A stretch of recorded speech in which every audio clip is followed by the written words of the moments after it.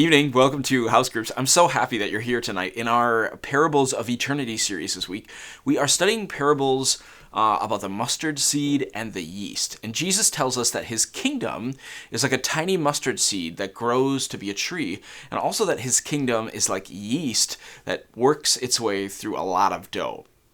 And these two parables are about growth, that God's kingdom grows. And theologically, it's important to point out here that Jesus is not saying that Christianity will continue to grow until it takes over all the whole world. We actually know that that isn't the future. Jesus himself says, when the Son of Man returns, that's Jesus, will he even find faith on the earth?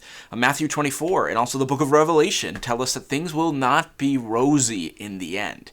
Now, in the end, when Jesus comes back to set everything right and heaven comes to earth, and yes, God's kingdom will be the only thing left. But in the interim, yes, God's kingdom will continue to grow, but so will the darkness.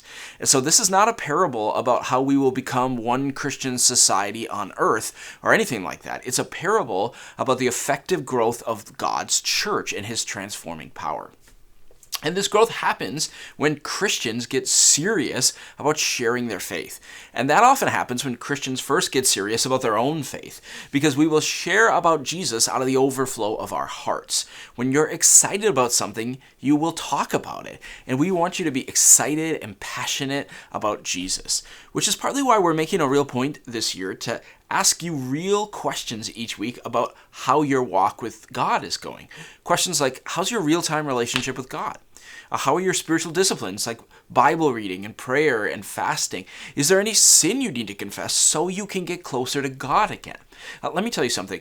Movements of God, mustard seed movements, happen when individual people get serious about their faith again.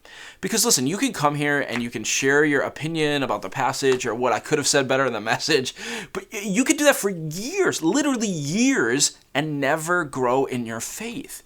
But we want you to grow closer to Jesus and be more like him. And I hope that's what you want for yourself too. And the path to doing that is for you to walk deeper with him. Everyone always wants to go deeper in content, but the quickest path to spiritual maturity is to go deeper in application.